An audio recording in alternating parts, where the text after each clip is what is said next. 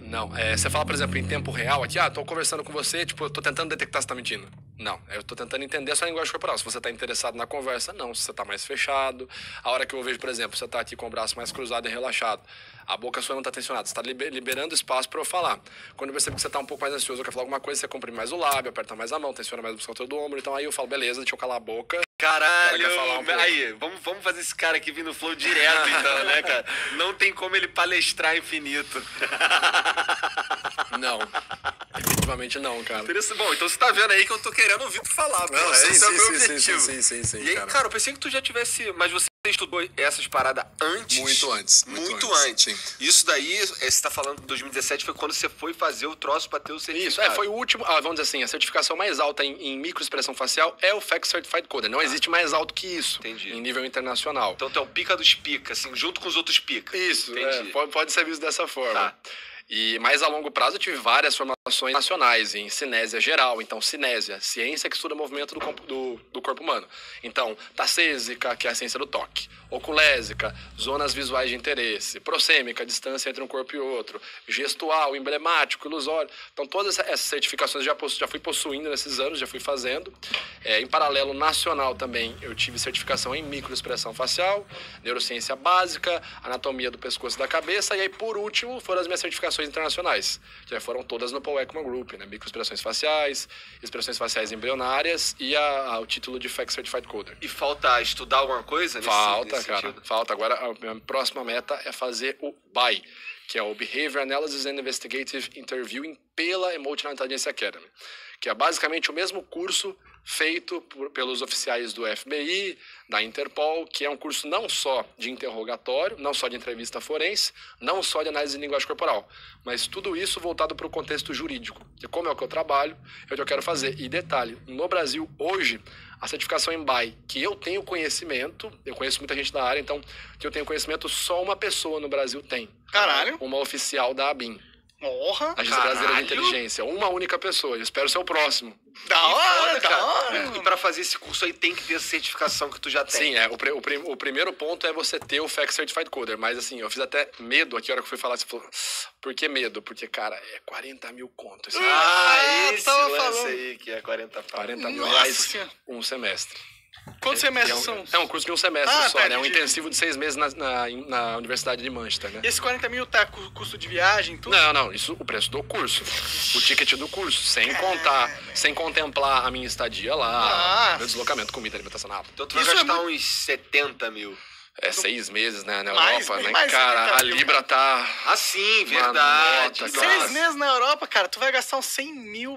Nossa, é mais até. Não, Dependendo, cara. se tiver família lá, vai ficar mais barato. Cara, acabei de casar, não vou conseguir passar 6 meses na Europa nem fudendo. Só se você quiser virar o metá furando o chifre. Fudendo, cara. Não, sem condição, cara. Caralho. Eu espero que tua esposa não esteja ouvindo essa Com porra. certeza tá assistindo. Inclusive, meu amor, Letícia, beijão. Ele tá brincando, você analisou, né, Letícia? Não, deixa eu chegar lá onde você tava, mentiu. Violência contra a mulher. Metaforando, pelo amor de Deus. Você já assistiu aquela série Light to Me? Óbvio, né? Cara, todas essas porra, com certeza ele já sabe. Cara, o meu sonho de fanboy nerd que ejaculava Guaraná era ser o cara do Light to Me. Pode crer, Eu quero chegar lá e fazer assim. Então a tal. série é massa, assim, pra um cara que estudou esse assunto, a série é massa, é fiel, a parada? Cara, ela foi feita, os roteiros, né, da série, a consultoria foi feita com o Paul Ekman, que é o principal psicólogo, neuropsicólogo, pesquisador das microexpressões faciais. Então, assim, toda a consulta da série foi feita com o cara. E olha que interessante. Ele falou, tá, beleza, eu ajudo a consulta pra fazer os episódios e tal, mas eu não quero que vocês associem a mim. E a Fox falou, a Lightman da Fox, né? Ok, nós não vamos associar. Aí o nome do cara é Paul Ekman, o protagonista do Light to Me é Cal Lightman. Quer dizer, o cara que não detectou a mentira na cara dos caras da Fox é puta migué do caramba, cara. Não vamos associar nada. Paul Ekman, Cal Lightman. Oh. Aí eles fizeram o migué lá, colocaram o ator que era o Tim Roth como se ele fosse britânico e o Ekman é americano, mas, cara, é totalmente... tem uma base científica muito interessante. Só que o Paul Ekman só aceitou trabalhar como consultor com uma condição. Porque, assim, a série, um dos marketings da série foi exatamente esse, né? Temos um cientista como consultor, o Dr. Paul Ekman, blá, blá, blá, blá, blá, blá, blá, PhD, psicólogo.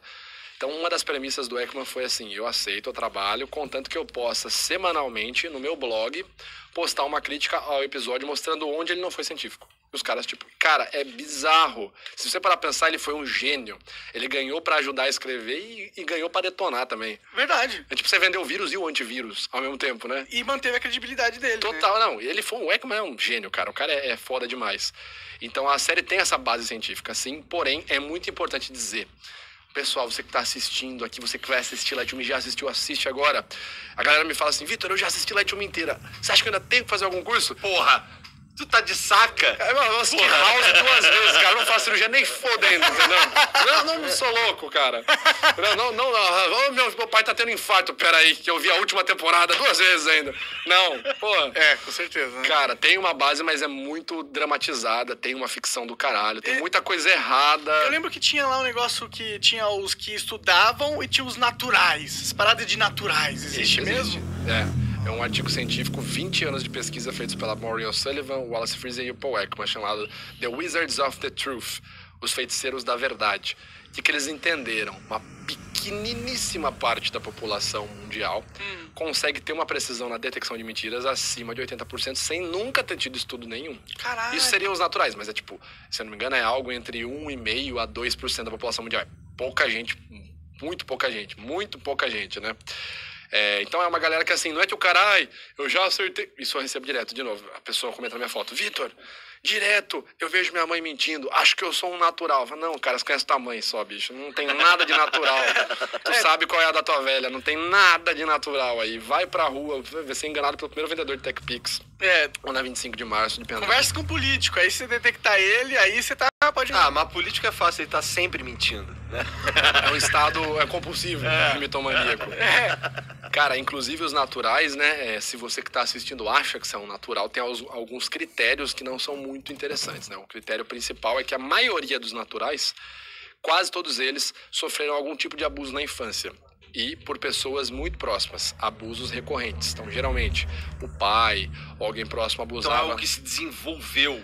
Porque olha que interessante o contexto. Vamos supor, eu sou uma criança, uma garota, e meu pai me abusa todos os dias. Ou eu sou um garoto, enfim, eu sofro esse abuso sexual todos os dias. É rotineiro. Automaticamente o cérebro ele vai trabalhar no intuito de evitar a dor, né? Porque o nosso cérebro ele gosta de poupar os nossos recursos. Ele não vai querer que você acabe dilacerando o seu tecido vaginal, não vai querer que você passe por momentos de terror, tal, de dor, vendo seu pai.